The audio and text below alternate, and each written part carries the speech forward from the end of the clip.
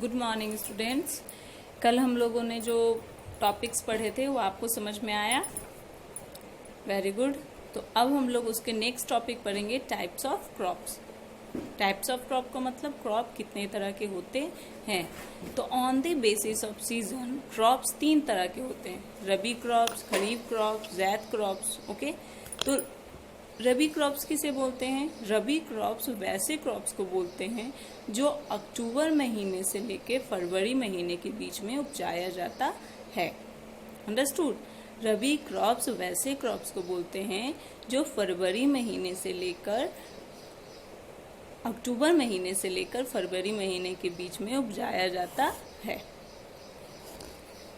Sorry for interruption. Example में क्या है? तो वीट, बैरली, ग्राम, पी, मस्टर्ड, ये सारे क्या हैं? इनके एग्जाम्पल हैं। खरीफ क्रॉप किसे बोलते हैं? खरीफ क्रॉप वैसे क्रॉप को बोलते हैं जो क्रॉप जून महीने से लेकर सितंबर महीने के बीच में उपजाया जाता है। इनके एग्जाम्पल क्या है? मेज, groundnut, linseed, green gram, black gram, ये सारे क्या हैं? खरीफ क्रॉप्स हैं। ज़ैद क्रॉप्स कैसे क्रॉप्स को बोलते हैं? ज़ैद क्रॉप्स वैसे क्रॉप्स को बोलते हैं जो मार्च महीने से लेकर जून महीने के बीच में उपजाया जाता है। उपजाया जाता है इसका मतलब इनका plugging, sowing, harvesting, threshing, storage, cutting, सारा चीज इन 3 महीनों के बीच में होता है। ठीक है, इन महीनों के बीच में मतलब इन महीनों जैसे कि रबी क्रॉप्स अक्टूबर से फरवरी, ओके, खरीफ क्रॉप जून से सितंबर, ज़ैद क्रॉप मार्च से लेकर जून, इन महीनों के बीच में ये सारा प्रोसेस होता है। अंडरस्टूड? एग्जाम्पल भी मैंने आपको बताया, लेकिन इनको क्लासिफाई किया जाता है। जैसे कि इन्हें कुछ क्रॉप्स को हम लोग एज अ पल्सेस रखते हैं, कुछ क्रॉप्स को सीरियल क्रॉप्स रखते हैं, कुछ क्रॉप्स को हम लोग ऑयल यील्डिंग क्रॉप्स कहते हैं, कुछ को हम लोग फ्रूट्स कहते हैं, कुछ को हम लोग वेजिटेबल्स कहते हैं। तो इन्हें क्लासिफाई किया गया है किसके बेसिस पे? इनके यूज के बेसिस पे। अंडरस्टूड? सीरियल क्रॉप्स कैसे क्रॉप्स होते हैं? सीरियल क्रॉप्स वैसे क्रॉप्स होते हैं जैसे वीट, जो हम लोग मेन फूड होता है ना, जिससे चपाती बने, राइस बने, ये सारे क्या होते हैं? सीरियल फूड्स होते हैं, सीरियल क्रॉप्स होते हैं। जैसे वीट, बैरली, ज्वार, बाजरा, मेज, ये सारे क्या हैं? सीरियल क्रॉप्स हैं। इनके यूजेस क्या होते हैं? चपाती बनाने के काम में आता है। ठीक है। पल्सेस, दाल, हम लोग कई तरह के दाल खाते हैं, सभी खाते हैं। अरहर का दाल, चना दाल, मसूर दाल, मूंग दाल, ये सारे दाल, ये लेकिन नाम क्या है? सब अलग अलग है, तो इन्हें सबको दाल बोलते हैं। तो इसी तरह इनका क्रॉप्स का नाम क्या हो गया? पल्सेस। और इनके एग्जाम्पल क्या हो गए? अरहर, ग्रीन ग्राम, ब्लैक ग्राम। ये यूज क्या है? तो ये यूज इनके पल्सेस है, मतलब एज अ फूड हम लोग दाल के रूप में खाते हैं। ऑयल यील्डिंग क्रॉप्स, वैसे क्रॉप्स जिनसे हमें क्या मिले? ऑयल, जिससे हमें क्या ऑब्टेन हो? ऑयल। ऑयल को भी हम लोग यूज करते हैं सर में लगाने के लिए भी, खाना खाने के लिए भी, है ना, खाने में भी यूज करते हैं। तो ये सारे, तो ये कौन? ग्राउंडनट, नारियल का ग्राउंडनट, नारियल का भी तेल हम लोग यूज करते हैं, कोकोनट ऑयल बोलते हैं। ग्राउंडनट क्या हुआ? मूंगफली हुआ, है ना, मूंगफली के तेल में खाना भी बनता है, कई लोग शरीर में भी लगाते हैं। नारियल का तेल भी सर में लगाते हैं, बॉडी में लगाते हैं, या फिर उससे कई जगह है जो उसमें खाना भी बनता है। ठीक है, तो इनके यूजेस क्या? कुछ एग्जाम्पल देख लो ऑयल यील्डिंग क्रॉप्स के। Groundnut, linseed, flaxseed, mustard, soybean, castor, ये सारे ऑयल यील्डिंग क्रॉप्स हैं। इनके यूज क्या है? तो इनके यूज हैं ऑयल। क्या यूज है? ऑयल एज अ ऑयल हम लोग इसे यूज करते हैं। स्पाइसेस, मसाले, हम लोग खाना बनाने में, खाने में मसाले का यूज करते हैं। ठीक है, तो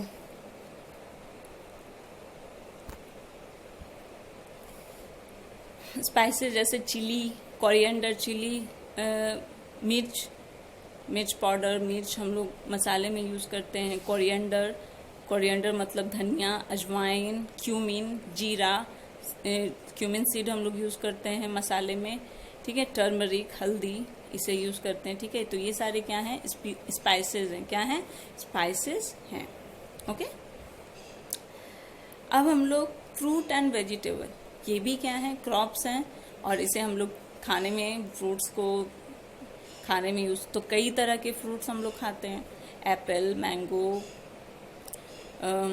बहुत सारे, बार हो गया, लेडी फिंगर वेजिटेबल हो गई, टिंडा हो गया, गॉड हो गया, कॉलीफ्लावर हो गया, स्वीट लाइम हो गया, ये सारे क्या हैं, फ्रूट्स एंड वेजिटेबल्स के कुछ नाम मैंने बोले, ठीक है। तो इनको यूज़ हम लोग किस में करते हैं, फ्रूट और वेजिटेबल में करते हैं। तो आप एक टेबल बनाइए। ओके, टेबल क्या बनाइए, क्रॉप्स के नेम पहले लिखिए। क्रॉप्स के नेम जैसे मैंने बोला, सीरियल्स नेम, पल्सेस, ये सारे एक लाइन में लिखिए। फिर उसके एग्जाम्पल बताइए कि उनके क्या क्या एग्जाम, अगर सीरियल क्रॉप्स आप लिख रहे हैं तो उनके सामने उनका एग्जाम्पल बताइए कि उनके एग्जाम्पल क्या है। उसके नेक्स्ट कॉलम में यूज बताइए कि इनके यूज क्या है। Very good. ये वर्क आप लोग घर पे आराम से बैठ के करिए, ठीक है। अब हम लोग पढ़ेंगे एग्रीकल्चर प्रैक्टिसेस के बारे में। क्या पढ़ेंगे, एग्रीकल्चर प्रैक्टिसेस। एग्रीकल्चर प्रैक्टिसेस कहने का मतलब क्या हुआ, वो स्टेप्स है ना, वो स्टेप जो हम किसान, फार्मर है, जो सॉइल को प्रिपेयर करने से स्टोरेज तक जो भी स्टेप करते हैं, जो भी चीजें करते हैं, उन्हें हम लोग क्या बोलते हैं, एग्रीकल्चर प्रैक्टिसेस। क्या बोलते हैं, एग्रीकल्चर प्रैक्टिसेस।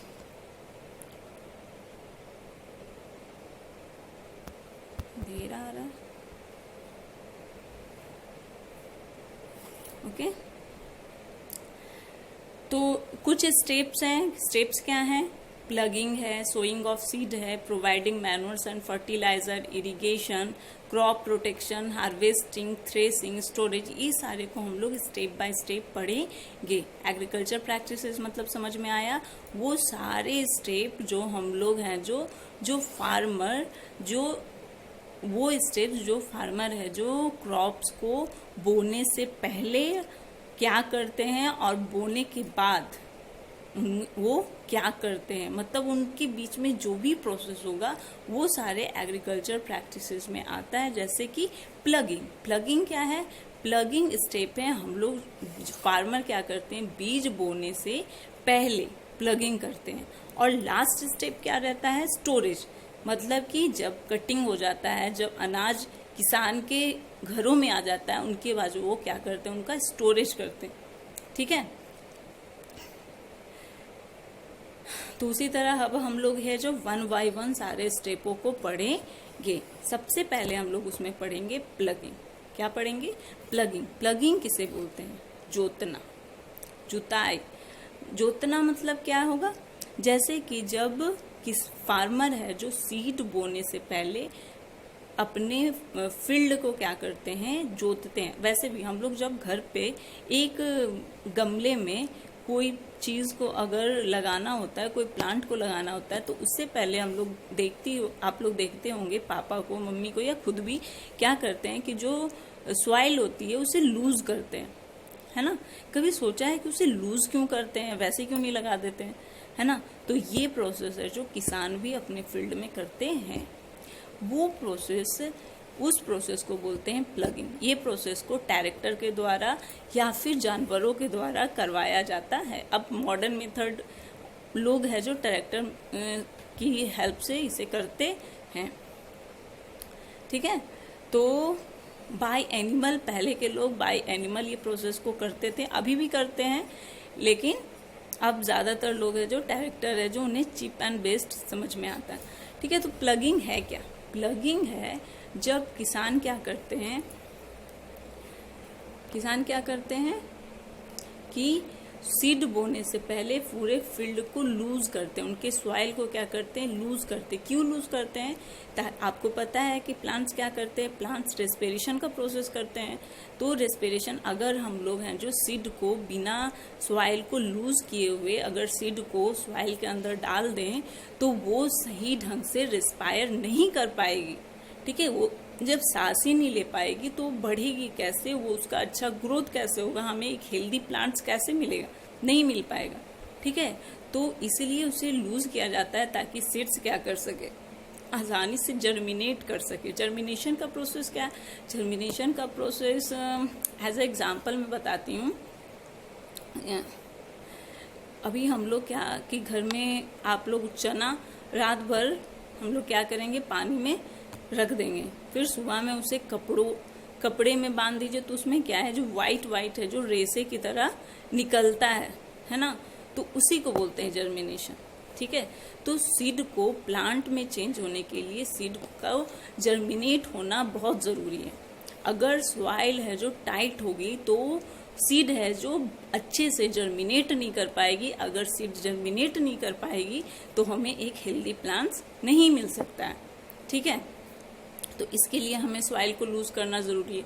और फिर क्या, और ये है कि अगर सॉइल टाइट होगी तो आपको पता है कि प्लांट्स की क्या होती हैं, जड़ें होती हैं।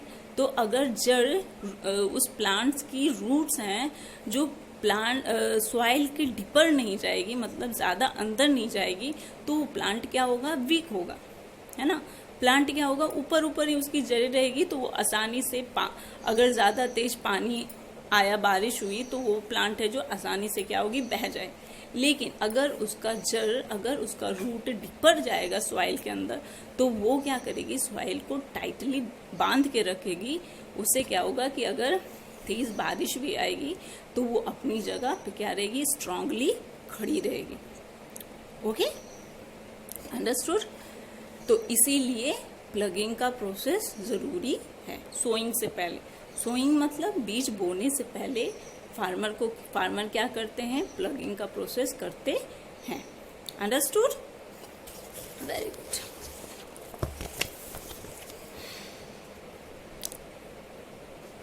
अब हम लोग पढ़ेंगे, अभी हम लोग एक प्रोसेस पढ़ लिए प्लगिंग, अब हम लोग पढ़ेंगे सोइंग। अभी जैसा कि मैंने बताया कि सोइंग क्या होता है, सीड को बोना। अंडरस्टूड, सीड का बोना। लेकिन एक में आप एक डेफिनेशन लिख लीजिए प्लगिंग का, जरूरी है। तो प्लगिंग का डेफिनेशन है to turn the soil up and down and loosen it by use of plug is called plugging.